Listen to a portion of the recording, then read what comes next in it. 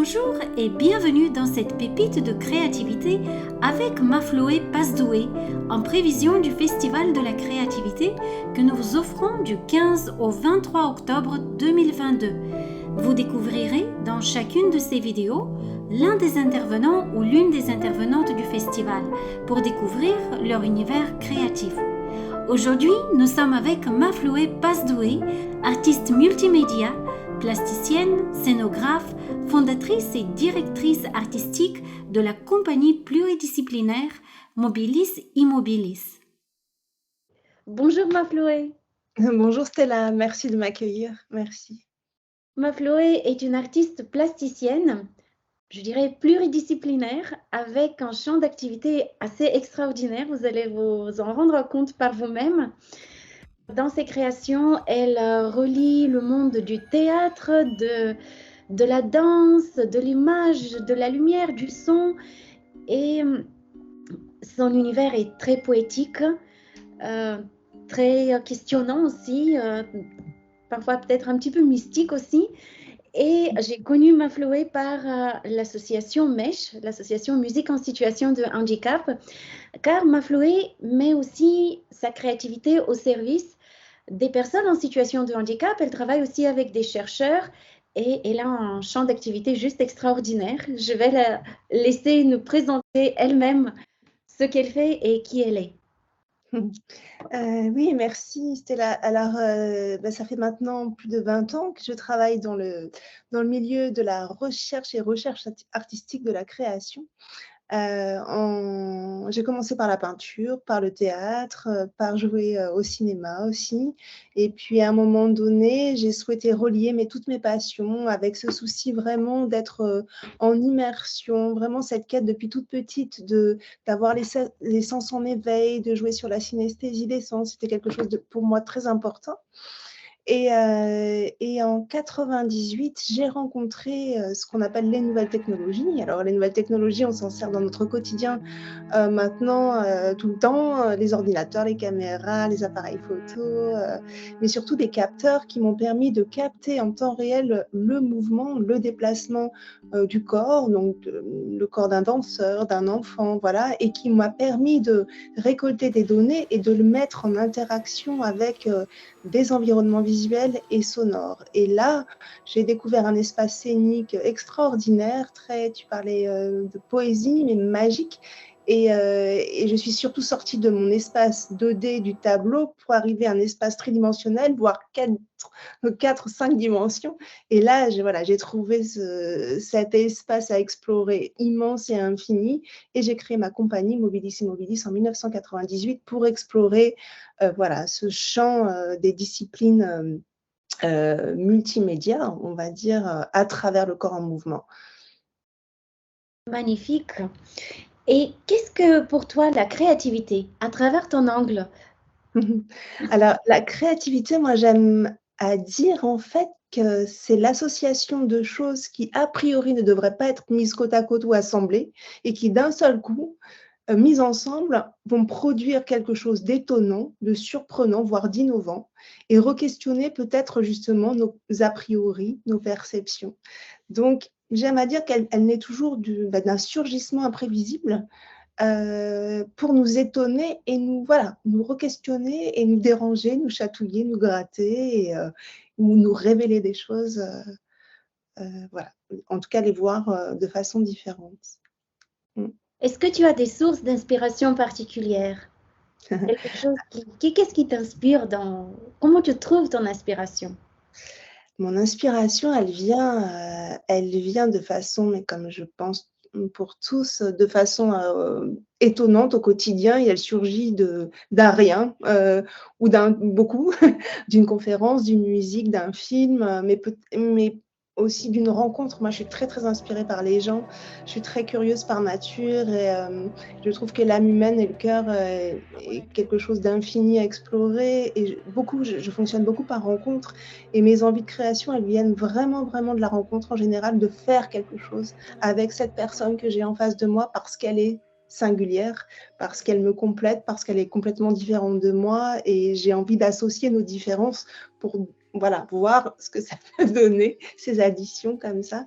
Donc c'est vrai que l'inspiration, elle est de partout et d'un seul coup, c'est comme une évidence où on a envie d'écrire ce que ça c'est comme un révélateur, quelque chose qui nous fait un déclic, qu'on a envie de partager aussi.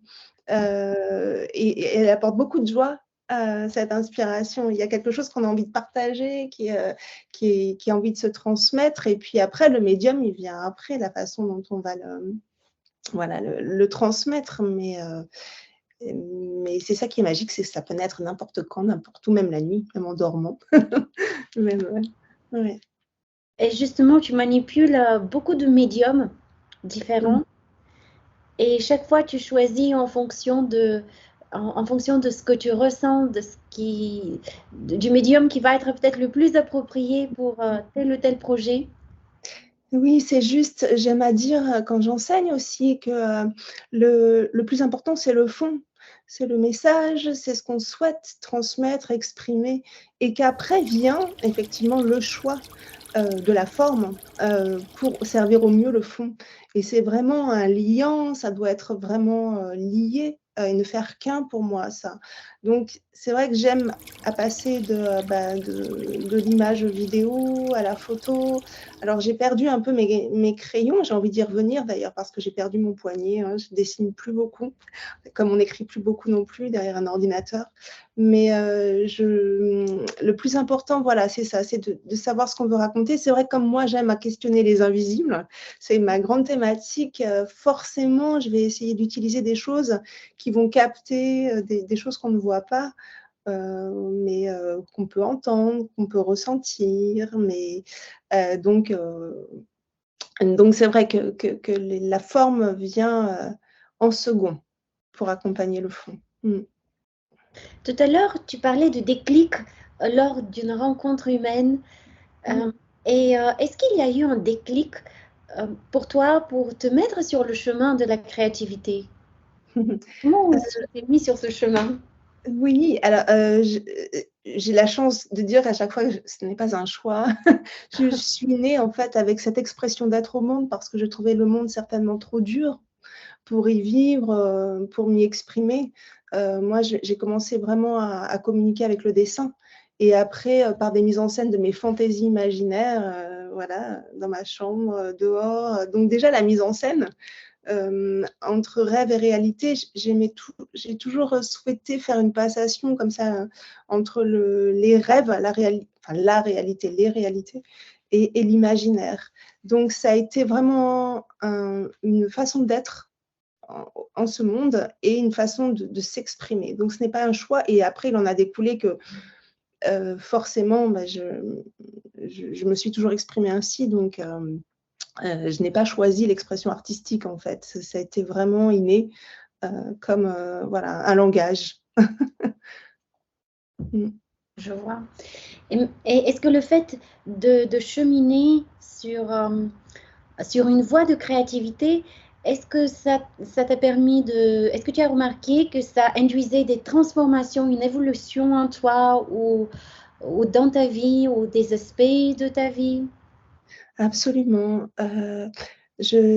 ma vie, et mon métier, enfin ma vie et l'art ne sont pas séparés.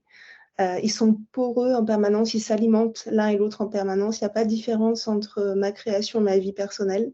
Tout se mélange tout le temps puisqu'en fait, c'est un chemin. J'aime à dire que c'est un chemin de métamorphose, d'évolution permanente et de quête d'absolu. Donc peut-être aussi si on crée, c'est parce qu'on souhaite transformer, faire évoluer, changer ce qu'on a autour de soi aussi. J'essaye de traquer toujours le merveilleux dans le quotidien, de l'embellir. Il suffit de peu pour être créatif, de petites choses comme ça qu'on met voilà, ou qu'on transforme pour que les apparences changent. Voilà, oui, c'est un chemin. Donc un chemin, on ne cesse d'évoluer, de changer, de s'améliorer, moi j'ai toujours ce désir oui, de m'améliorer, d'aller vers un absolu, pas de perfection parce qu'il y a pas de perfection, mais en tout cas d'alimenter en fait des qualités et de les faire, fructifier en présence d'autres aussi, et à travers la création, ça c'est sûr. Mmh. Et sur ton chemin, tu as eu aussi l'occasion de voyager et de faire justement des rencontres avec d'autres cultures qui ont pu t'influencer ou nourrir ta réflexion. Oui, j'ai été très, très touchée par mes rencontres avec la culture japonaise. J'ai créé 3 spectacles avec des danseurs japonais et en fait, je m'y suis sentie extrêmement à l'aise puisqu'en fait, sans le savoir par avance, j'avais une approche très, j'allais dire, chamanique, en tout cas, du monde et je l'ai retrouvé à travers eux. C'est-à-dire que, la culture des invisibles, des fantômes, de l'animisme, des objets, voilà, de la nature qui avaient une âme. Tout ça, finalement, moi, je côtoyais déjà ça à l'intérieur de moi, où j'essayais de le faire vivre sur un plateau ou à travers mes installations et c'est vrai que j'ai retrouvé là quelque chose d'évident. Les danseurs me parlaient toujours du troisième œil pour être bien présent, voilà, dans un espace comme ça, au cœur de l'incarnation, avec tout ce qu'il y avait autour. Et ça m'a fait du bien de voir que c'était aussi culturel, ce n'était pas que dans mon imaginaire ou dans mes ressentis personnels. Voilà, il y a cette culture avec le Japon et puis l'Inde aussi. L'Inde m'a beaucoup, beaucoup marquée. Alors pour toute autre chose, c'est-à-dire que là, j'étais plutôt pour des ateliers auprès d'enfants et de personnes en situation de handicap physique, mental lourde. Et puis, j'ai découvert aussi cette relation au corps et à la croyance qui était complètement différente d'ici, en France. Avec ce côté karmique, voilà, aussi qui était lourd à porter, de la fatalité, que moi j'essaye d'exploser en permanence, donc en disant que tout est possible tout le temps, tout est en mouvement tout le temps, tout est voilà, tout peut être métamorphosé. Donc c'était extrêmement intéressant de se confronter là-bas aussi avec ça et puis en même temps d'autres ouvertures beaucoup plus grande qu'ici en Occident aussi, par rapport à l'enfermement, par rapport à la vision aussi des espaces ouverts à tous et pas cloisonnés les uns sur les autres, pas, moins de cases aussi, curieusement, alors qu'il y a des castes. Enfin, bon, c'est un mélange de beaucoup de choses, mais je pense que voyager ou en tout cas avoir la chance de pouvoir rencontrer d'autres cultures est extrêmement enrichissant et ne fait que multiplier nos envies de voyage et de rencontre de l'autre, de la différence. Mm. Et comment tu arrives à mettre au service ta créativité, au service des personnes atypiques, ou des personnes en situation de handicap, des personnes qui ont des différences et qui sont particulières, tout en apportant aussi beaucoup de richesse à travers ce qu'elles sont. Absolument. Alors j'ai eu la chance, ça c'est vrai que c'est une chance de vivre à l'époque là où je vis, c'est-à-dire qu'il y a 20 ans c'était compliqué encore. Depuis 20 ans, je propose des ateliers avec des personnes en situation de handicap grâce à des dispositifs dits multimédia qui me permettent de capter, comme je le disais tout à l'heure, le corps, le mouvement, le déplacement, mais à distance. Il y a 20 ans, pour capter tout ça, on avait des capteurs encore sur le corps et c'était compliqué de mettre des capteurs sur le corps d'enfants. Et maintenant que les outils sont devenus accessibles et que je peux utiliser, alors je travaille en collaboration avec des programmeurs, des chercheurs, parce que moi je suis pas informaticienne non plus, j'ai des notions, mais voilà, ce sont des collaborations. Mais maintenant qu'on peut capter le corps via des caméras infrarouges, des caméras distantes en tout cas, ça me permet de pouvoir connecter ces corps, ces présences au monde avec des environnements extrêmement sensoriels, projetés pour la plupart du temps en images géantes, et puis capter ces mouvements qui en se déplacent, ces mouvements, oui, qui en se déplaçant peuvent provoquer de la musique, des sons, des couleurs, des déformations d'images. Donc, quand j'ai pu voilà, me servir de ces outils technologiques de façon distancielle, je suis allée frapper aux portes des structures, des IME, des foyers de jour, etc., en leur disant, voilà, j'aimerais qu'on essaye des choses. Moi, je vous propose ces espaces oniriques, interactifs, et voyons ce qui s'y passe. Et depuis, je n'ai de cesse de côtoyer voilà, toutes sortes de gens et de proposer des ateliers parce qu'en fait, ce sont des outils formidables de communication non verbale, ludiques, qui permettent une kinésiologie du corps et une mise en action du corps et une rencontre, même physique, entre des personnes qui d'habitude ne se touchent même pas, puisqu'en fait, elles regardent ce qu'elles génèrent face à elles. Et ce ne sont pas elles, et en même temps, elles prennent conscience de leur contour, de leur corps, de leur être au monde, de l'autre, de ce que ça génère à 2, à 3, à 4. Donc, j'ai touché à quelque chose là, pour moi, d'extrêmement simple et extrêmement fondamental quand j'ai découvert ça, parce que l'air de rien, à travers un médium artistique, on arrive à des choses fantastiques. Voilà, on déporte l'attention et on est au cœur de l'incarnation. Donc voilà, j'utilise, et là, j'ai trouvé aussi le sens de l'utilisation des outils technologiques qui, pour moi, à la base, était quand même quelque chose de très froid, de très moins drôle qu'un stylo, un crayon, un pinceau et de la peinture. Et finalement, je me suis aperçue qu'à l'ère à laquelle je vis, on a maintenant une connaissance, une foultitude de choses à disposition qui nous permettent de créer de la magie. Et là, ça devient intéressant pour moi. Et de transmettre, de faire passer de l'information, qu'elle soit voilà, sonore, visuelle. Et là, voilà, j'y trouve quelque chose de fantastique. Formidable. Est-ce qu'il y a eu une expérience créative ou artistique très marquante pour toi que tu as envie de nous partager? Oui, oui, tout à fait. Et ben, ça a été justement ce passage de la peinture en 2 dimensions, d'un seul coup mise dans un logiciel et retraduite en 3 dimensions, qui devenait un tableau tridimensionnel, et surtout mon corps portant un exosquelette transposé dans la peinture en 3 dimensions. J'ai vu mon corps et surtout je l'ai vu connecté à la peinture, et d'un seul coup, je traversais les espaces et mon corps était mouvant, animé dans ma peinture qui s'animait aussi. Ça a été le déclic. Et là, je me suis dit, j'arrête tout, j'arrête la peinture, j'arrête le théâtre, je veux faire de la scène, je veux travailler avec ces espaces pluridisciplinaires, multisensoriels. Et ça a été le début de la compagnie.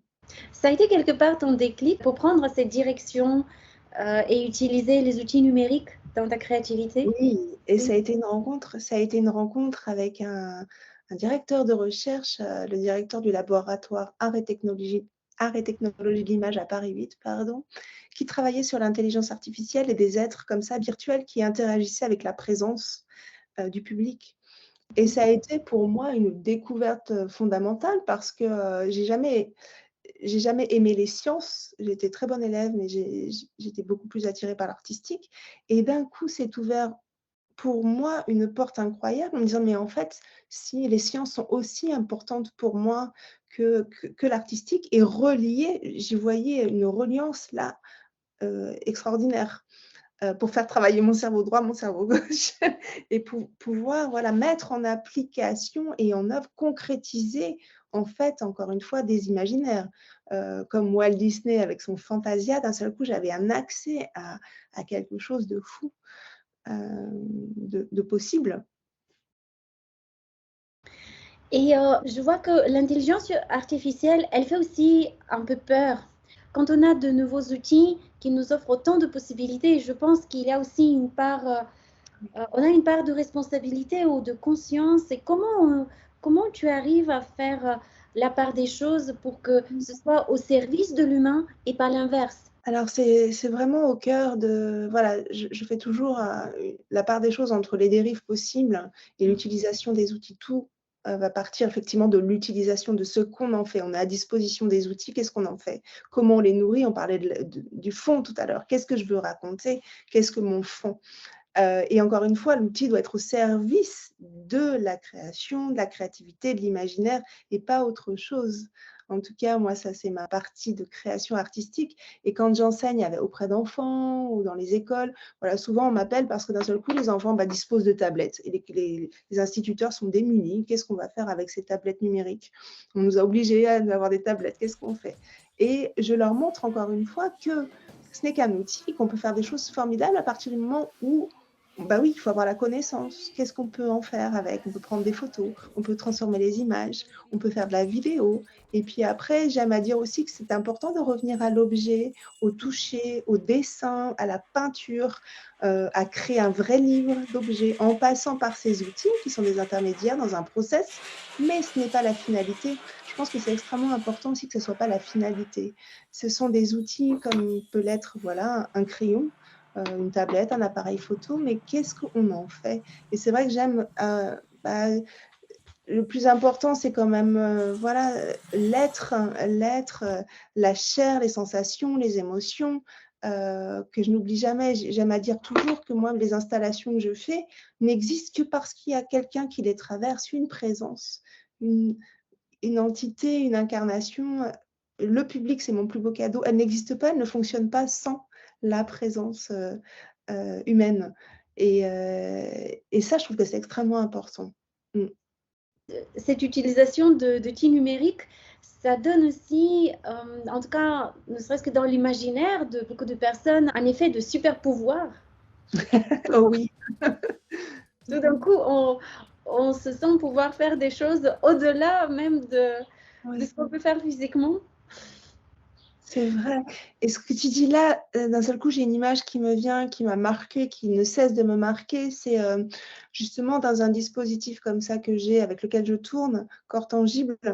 Quand, est passée pour la première fois dans ce dispositif-là une personne très, très lourdement handicapée, hein, vraiment dans un fauteuil électrique avec que la paupière qui bougeait et d'un seul coup, j'ai vu sa joie, mais vraiment à ne plus vouloir quitter l'espace, mais pendant 1 heure à tourner parce que d'un seul coup, de par son déplacement, elle interagissait sur les images en créant des constellations avec son corps qui réussissait à être capté.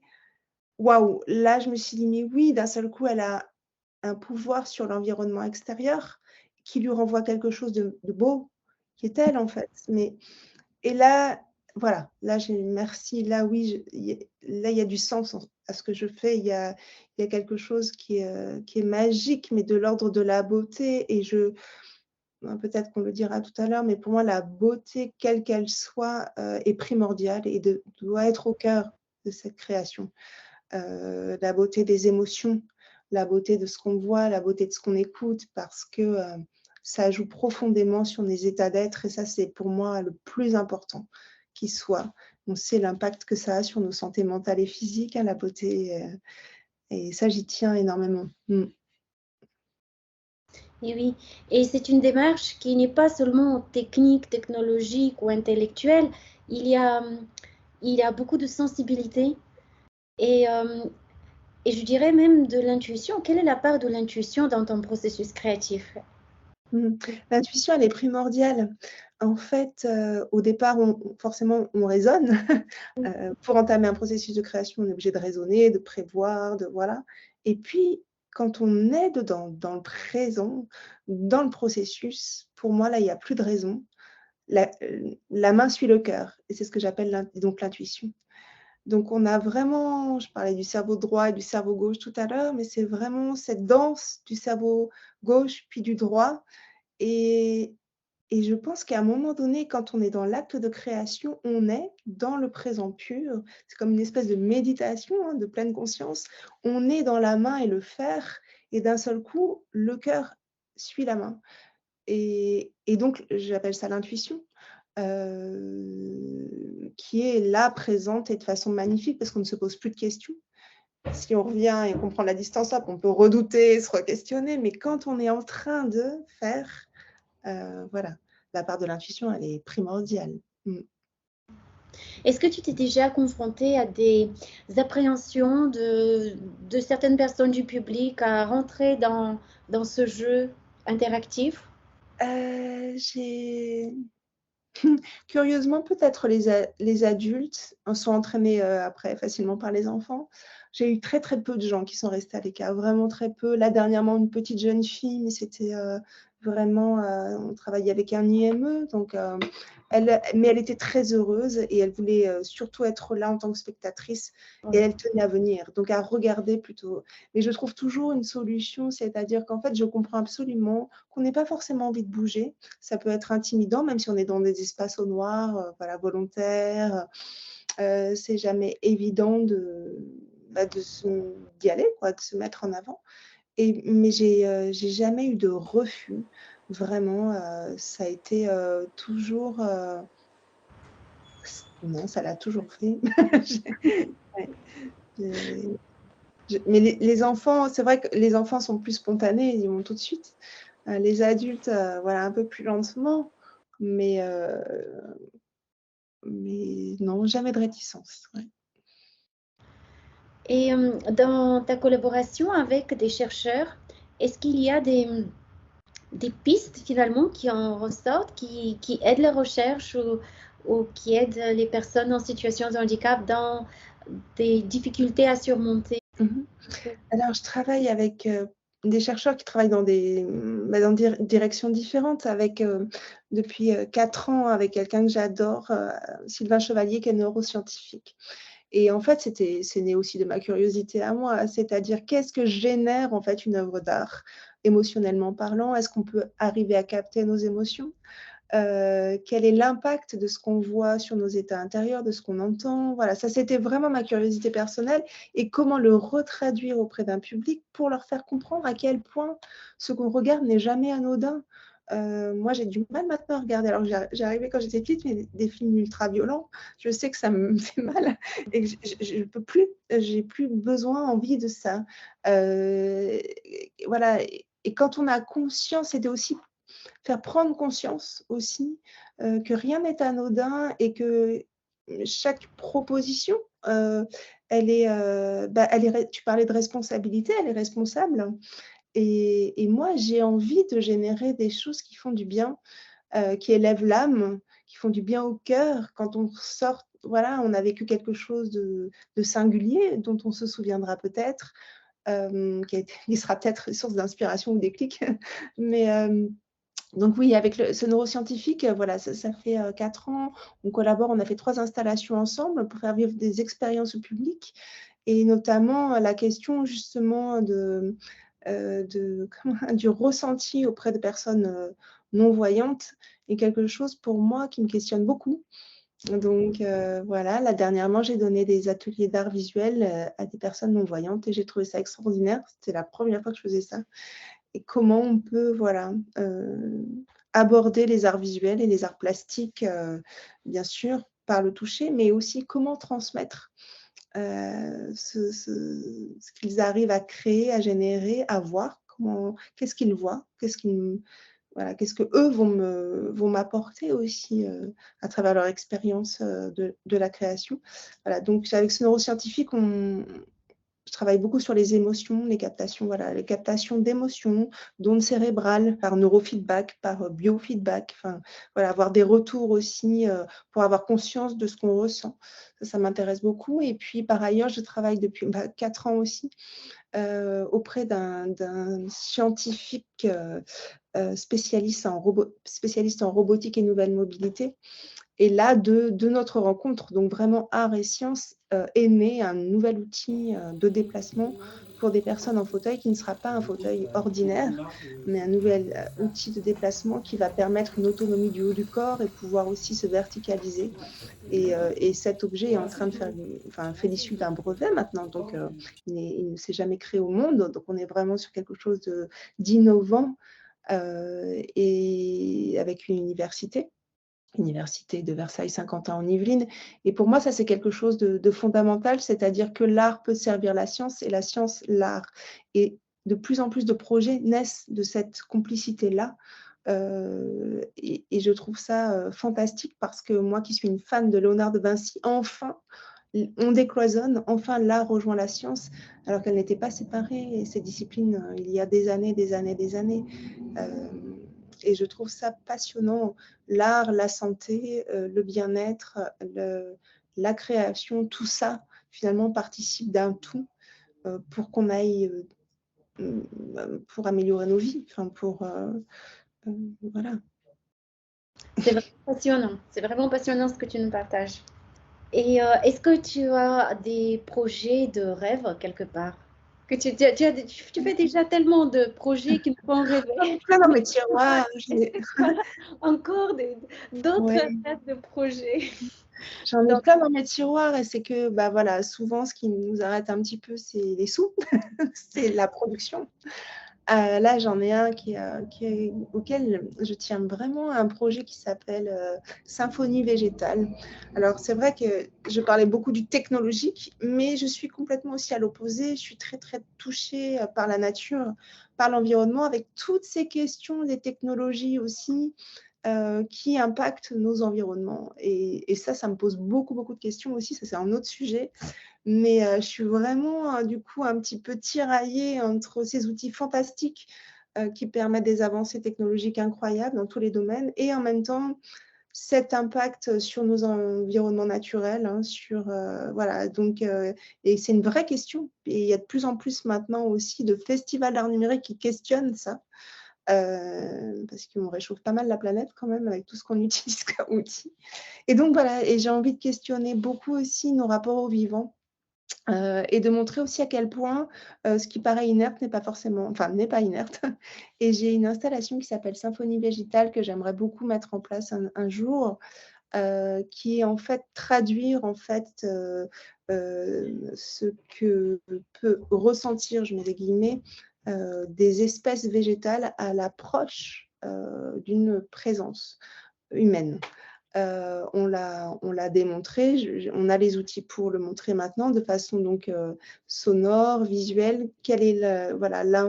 Comment peut se traduire de façon extrêmement poétique, bien sûr, mais la réaction du vivant à l'approche justement de quelqu'un qui va dégager un certain état d'être, on va dire, apaisé, agressif ou pas, mais voilà, comment ça va émettre, comment ça va créer quelque chose de singulier entre les deux, comment ça va s'échanger. Et ça, c'est pareil, hein, c'est quelque chose de très empirique avec un scientifique voilà, qui a créé tout un dispositif de détection du vivant. Et voilà, pour vulgariser, médiatiser aussi des recherches, mais de façon complètement artistique.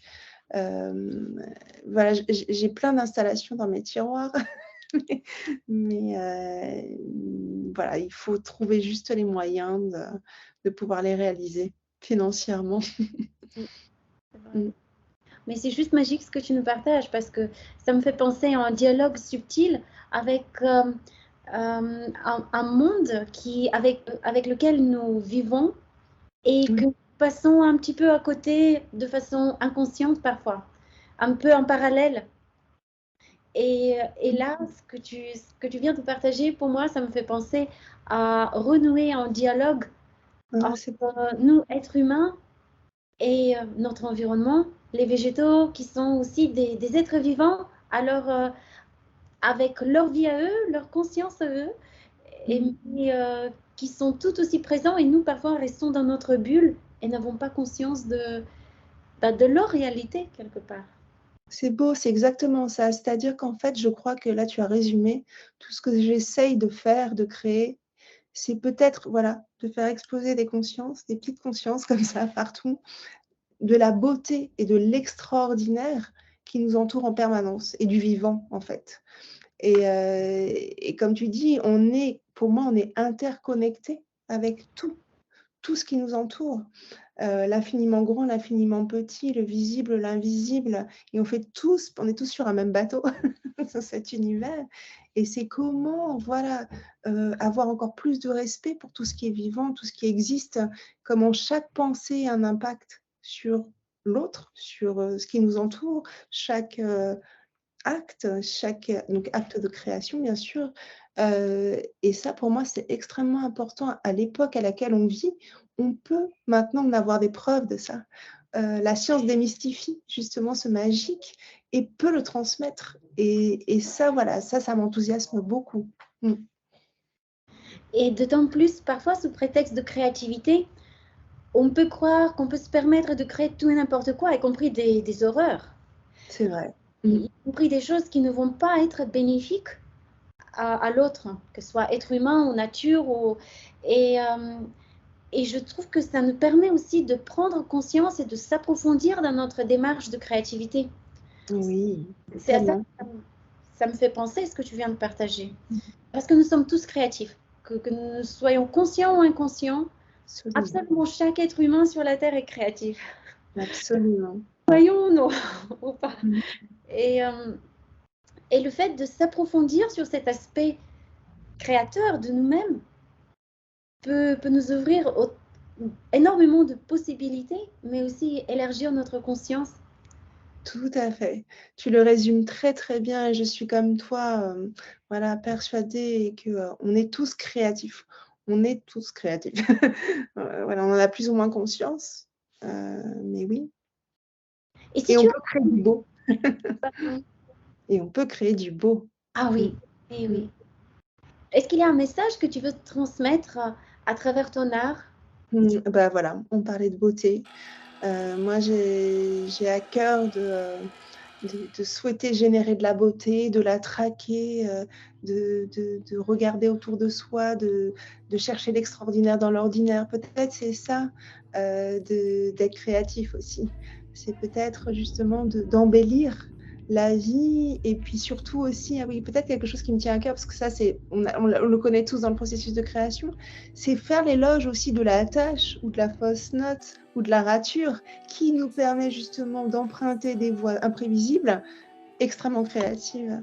Et ça, c'est quelque chose, et c'est pour ça que je suis attirée aussi par la singularité, la différence, c'est là, dedans, dans ce qu'on ne connaît pas, qu'on trouve un enrichissement incroyable, ou une voix, ou des voix. Et ce sont des cadeaux à chaque fois. Oh oui, j'ai déjà hâte de découvrir ce que tu vas nous proposer pendant le festival. Merci Stella. Est-ce que tu as déjà une idée de ce que tu vas... Moi, j'avais envie justement, comme peut-être ma singularité, c'est de travailler avec les sciences. C'était peut-être de présenter 2 voire 3 installations liant art et sciences et comment, en utilisant justement ces passerelles entre neurosciences et création, on a peut-être une autre perception de ce qu'on ressent face à une œuvre, face à ce qu'on regarde, ce qu'on entend. Voilà. Je suis partie là-dessus. C'est passionnant. On va se laisser aussi surprendre un petit peu parce qu'il a encore le temps et donc c'est bien aussi de se laisser surprendre un petit peu parce que chacun va nous apporter. Mais en tout cas, j'ai déjà hâte de voir ta présentation au moment du festival. Merci beaucoup Stella, avec joie vous retrouver tous. Vraiment, merci.